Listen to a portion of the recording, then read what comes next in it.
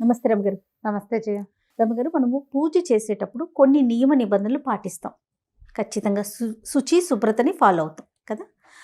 పూజకి తడి బట్టలు కట్టుకొని పూజ చేయటం, మడి కట్టుకొని పూజ చేయటం కొన్ని సాంప్రదాయాల ప్రకారం చేస్తూ ఉంటాం. తడి బట్టలతోనే పూజ చేయాలా? మడి లేని వాళ్ళు వారి పరిస్థితి ఏంటి? ఎలా పూజ చేయాలి? తడి బట్టలతోటి పూజ అనేది శుద్ధ తప్పు. తడి బట్టలతో పూజలు అవి చేయకూడదు.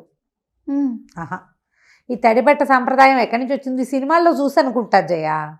బహుశా ఓకే. మడి కట్టుకోవటం కూడా మడి అందరికీ మడేమిటి, ఏవో కొన్ని కమ్యూనిటీస్లో వాళ్ళ సిద్ధాంత ప్రకారం వాళ్ళ అలవాటు, వాళ్ళని చూసి ఇంకోళ్ళు ఎందుకు కాపీ చేయటం నాకు అర్థం కాదు.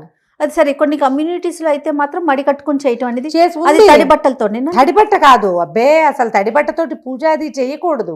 మీరు సినిమాలంటే గుర్తొచ్చింది, నదిలోనో చెరువులోనో బావిలోనో టపామని నీళ్లు పోసుకోవడం, అదే తడి బట్టలతో దేవుడు ముందుకెళ్ళిపోయి దండాలు లేకపోతే పొర్లు దండాలు ఇవన్నీ చూస్తా ఉన్నాం సినిమాలో. అంటే దానికి సిద్ధాంతం ఉంది కదా జయ. కొన్ని ప్రాంతాల్లో కొన్ని విధానాలు. అది ఎట్లా, ఇప్పుడు అంగ ప్రదక్షిణానికి వెళ్తామనుకో, అంగ ప్రదక్షిణానికి పాచి బట్టలతోటి వెళ్ళి నదిలో మునగరు. వాళ్ళ ఇంటి దగ్గర స్నానం చేసి శుభ్రమైన బట్టలు కట్టుకొచ్చి, పాచి బట్టలు కాదమ్మా. మనం తిరుమలలో కూడా నేను అంగ ప్రదక్షిణం ఎన్నిసార్లు చేశాను, ప్రతిసారి నేను చెప్పట్లా నీకు. నువ్వు స్నానం చేసి మంచి బట్టలు కట్టుకుంటావు, రాత్రి పడుకున్న బట్టలు కాదు అవి. స్నానం చేసి ఈ తడి బట్టలతోటి అంగ ప్రదక్షిణానికి తడి బట్టలు. సరే, ఉట్టిగా దండం పెట్టుకోవటానికి బట్టలు ఆరిపోతాయి కదా. మనం ఈ అంగ ప్రదక్షిణ అన్ని అయ్యేసరికి బట్టలు ఆరిపోతాయి. ప్రదక్షిణ సమస్య కాదు రమ్మగారు. మామూలుగా దైవ దర్శనానికి తడి బట్టలతో వెళ్ళి చేసుకోవాలా? తడి బట్టలతోటి కాదు, అక్కడ అందులో స్నానం చేసి బట్టలు మార్చుకుని వెళ్తారు. నదీ స్నానం పుష్కరిణిలోనూ స్నానం చేసి బయటకు వచ్చి పొడి వస్త్రాలు కట్టుకుని వెళ్తారు. ఆ తడి బట్టలతోటే వెళ్ళి అర్చన చేయవలసిన విధి కొన్ని చోట్ల ప్రత్యేకంగా చెప్పబడి ఉంటుంది. గట్టు మీదే ఉన్నటువంటి నవగ్రహాలను ఏదైనా తడి బట్టతోటి చేయవలసిన విధి కొన్ని ప్రత్యేకమైన ప్రాంతాల్లో. అంతేగాని మన ఇళ్లల్లోకి పనికి రాదు. సినిమాల్లో చూసింది మీరేం చూసుంటారు? నదిలో మునిగి స్నానం చేసి సూర్యుడికి అర్ఘ్యం ఇచ్చుకుని మంచినీళ్ళు పట్టుకెళ్తాం, తడి బట్టతోటి నీళ్లు పట్టుకెళ్తాం. తర్వాత పొడి బట్ట మార్చుకుని వంట చేసుకుని పూజ చేసుకుంటారు. ఓకే. అదే తడి బట్టలతోటి పూజ అది చెయ్యరు. అయితే రమ్మగారు, ఇప్పుడు ఈ రోజుల్లో మనం చూస్తే ఇళ్లలో ఎవరు చేస్తారు, సాధారణంగా మగవాళ్ళు స్నానం చేసి టవల్ కట్టుకొని అట్లానే దేవుడి దగ్గరికి వెళ్ళి ఆ తడి టవల్తో ఒంటి మీద కట్టుకున్న టవల్తో దేవుడి దగ్గరికి వెళ్ళి ఒక దండం పెట్టడము, లేకపోతే అగరబత్తులు వెలిగించటము అలాంటివి చేస్తూ ఉంటారు కదా. మరి అది కరెక్టేనా? అది కరెక్ట్ కాదు జయ. కరెక్ట్ కాదు. తడిబట్టతోటి చేసే పూజ దీపారాధన అవి పనికిరావు. ఆ తడి బట్టలతోటి శ్రాద్ధకర్మల్లో చేస్తారు. తడి బట్టలతోటి దీపం పెట్టడము అవన్నీ అప్పుడు చేసేవి. మనం అట్లా చేయకూడదు. ఆడవాళ్ళు ఎవ్వరూ ఈ పనులు చెయ్యరు. కానీ మగవాళ్ళకి ఏంటంటే మళ్ళీ ఇస్త్రీ బట్టలు వేసుకుంటారు, లేదా ఆఫీసులకు బయలుదేరుతారు కాబట్టి ఆ తడి టవల్ కట్టుకుని స్నానం చేస్తారు, బాత్రూమ్ పట్టుకెళ్తారు టవలు. కొంతమంది అయితే బట్టలు బయట విడిచి టవల్ కట్టుకుని వెళ్ళి ఆ టవల్ పక్కన పెట్టుకుని స్నానం చేసి మళ్ళీ ఆ టవలే కట్టుకొస్తారు బయట. అవును, కొంత ఇలాగే జరుగుతుంది చాలా చోట్ల. అయితే వీళ్ళు వచ్చిన తర్వాత ఆ తడి పొడిగా ఉన్న తువ్వాలతోటే దేవుడి దగ్గరికి వెళ్ళిపోయి దండం పెట్టేసుకుంటారు. అవును. దీపారాధన కూడా చేస్తారు కొంతమంది. భార్యలు సిద్ధం చేసి పెడితే దీపం వెలిగించుకుని దీపం శ్రద్ధ, పాపం, ఆసక్తి నేను కాదని అనలేను. కానీ ఈ తడి బట్టతో చేసేది అంత మంచిది కాదు. దాని బదులు ఇంట్లో ఉతికిన లుంగి ఏదైనా ఉంచుకుని ఆ టవల్ విడిచి ఉతికిన బట్ట కట్టుకుని, ఉతికిన బట్ట తడిది కాదు, ఉతికి ఆరేసింది ఒక లుంగి లాంటిది ఏదైనా ఒక పంచ లాంటిది ఎందుకు ఉంచుకోకూడదు? ఉంచుకుంటే దీపారాధన పెట్టి చేసేసుకున్నాక మీ ఆఫీస్ బట్టలు వేసుకోండి, లుంగి మడత పెట్టి పైన పెట్టుకోండి, రేపు మళ్ళీ వాడుకోవచ్చు. అదే వాడుకోవచ్చు, శుభ్రంగా వాడుకోవచ్చు. అదేంటంటే దాంతో నువ్వు ఆహారం తీసుకున్నా, మంచం మీద పడుకున్నా ఆ బట్టలు పనికిరావు. ఆహార స్వీకారం చెయ్యొద్దు. ఆఫీస్ బట్టలు వేసుకుని తినండి టిఫిను. ఓకే. లేదా లుంగి ఉంచుకోండి సాయంత్రం వచ్చాక కట్టుకోవటానికి. ఉతికిన బట్ట ఎప్పుడు కూడా ఉతికిన బట్టలు కట్టుకుని చేసుకుంటే చాలా మంచిది. ఇప్పుడు ఈ మడైనా జయ, ఆ మడి మీద మీకు 2-3 విషయాలు చెప్తాను. నిజానికి ఇది సభ్య సమాజం జనాలందరికీ సార్వజనీనమైన వ్యవహారం కాదు. ఫస్ట్ అందరికీ అవసరం లేదు. దీక్షా వస్త్రాలు ఉంచుకోవటం కానీ, తర్వాత మడి బట్ట ఉంచుకోవటం కానీ, బట్ట ఆరేసుకుని ఫ్రెష్ బట్టలు కట్టుకోవటం కానీ ఖచ్చితంగా కొన్ని కమ్యూనిటీస్ వాళ్ళు పురాతన కాలం నుంచి వాళ్ళ ఇళ్లలో అలవాటుగా చేస్తారు. అవును. నీకు అలవాట్లేదు, నేను నీకు చెప్పా, నువ్వు చెయ్యాలంటే నీకు ఎంత భయం వేస్తుంది జయ. తప్పు, పనికిరాదు, అలా కాదేమో, ఇలా కాదేమో, అది చేస్తే అదవుతుందేమో, ఇది చేస్తే ఇది అవుతుందేమో, ఏదో బాధపడతావు. అవును. ఈ దీక్షా వస్త్రాలు అవన్నీ ఎవరికి? దీక్ష ఉన్నవాడికి. నువ్వు వారం వారం నాన్ వెజ్ వండుకుని తింటావో, అప్పుడప్పుడు పూజ చేసుకునే నీకు దీక్ష ఎందుకు? నువ్వు హాయిగా నీ విధానాన్ని నువ్వు పాటించవచ్చు కదా. నేను తప్పంటల్లా, నాన్ వెజ్ వండుకు తింటాను తప్పని నేను అన్ను, నువ్వు వారానికి ఒకసారి పూజ చేసుకోవటము తప్పని నేను అన్ను. అవన్నీ నీ పద్ధతులు, నీవే పాటించవచ్చు. నువ్వు ఎవరివో ఎందుకు పాటించాలి అసలు? వేరే వాళ్ళని నువ్వు ఇమిటేట్ చేయాల్సిన పనే ఉంది. స్వధర్మ నిధనం చెయ్యి, నీ పద్ధతిలో నువ్వు ఉండు హాయిగా. అదేదో బాగుందని అది తీసుకోవాలంటే అవన్నీ నేర్చుకోవాలి నువ్వు. ఆ ఒకటి తీసుకుంటానంటే కుదరదు. వేషం వేసి అది అంత మొత్తం తెలుసుంటా. వేషం ఎందుకు వేస్తావు? నువ్వు హాయిగా ఉండు, నీ దారి నువ్వు, నీ పద్ధతి ప్రకారం ఉండు. నీకేం నచ్చిందో అది చేసుకో. వాళ్ళు ఎవరితో చూసి కాపీ చేయబోక వేస్ట్గా ఆ పనులు, దండగ పనులు. ఎందుకు వచ్చిన పని నీకు? దాని తాలూకు నియమం తెలీదు, నిష్ట తెలీదు, ఎలా చేయాలో తెలీదు. ఏదో ఒకటి అర్థమవుతుంది, ఆ ఒకటి చెయ్యాలనిపిస్తుంది. సాకల్యంగా తెలుసుకుని చెయ్యిపోని. సాకల్యంగా తెలుసుకోవటాలు కుదరవు, ఎందుకంటే అసలు ఆ పద్ధతులు పోయినాయి. ఇప్పుడు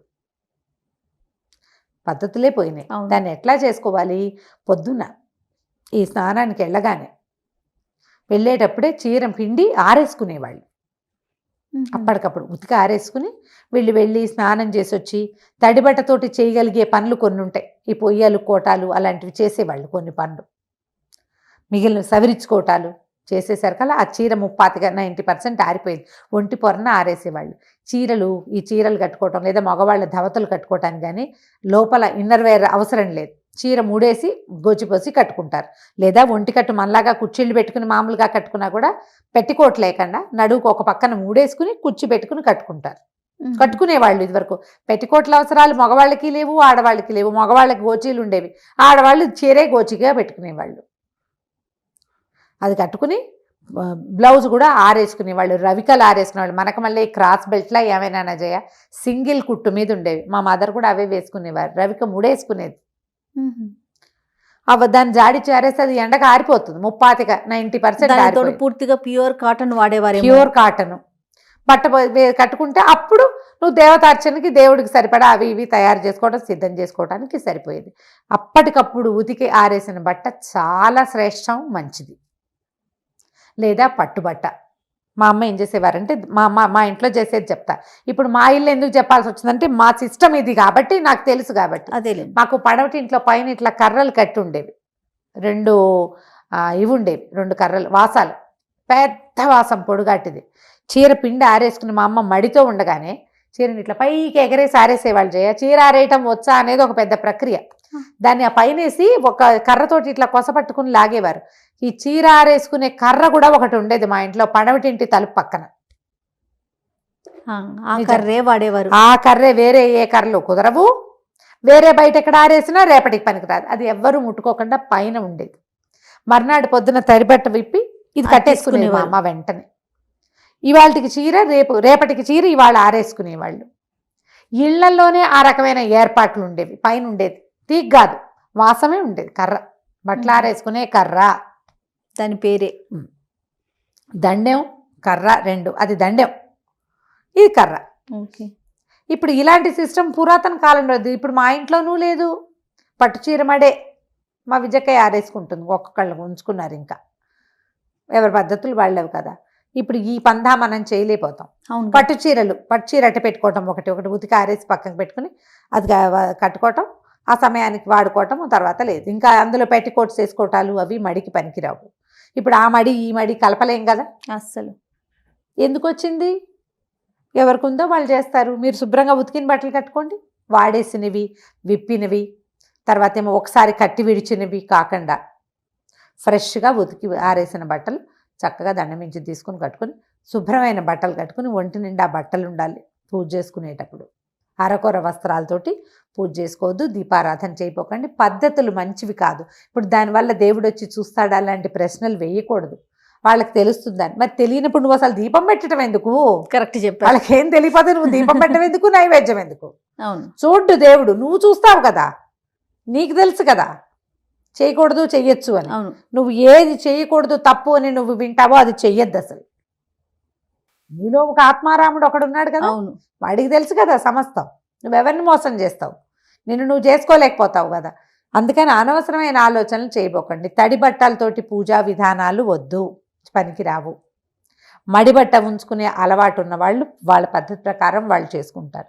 మీకు అలవాటు లేకపోతే అది నేర్చుకుందామని చూడబోకండి.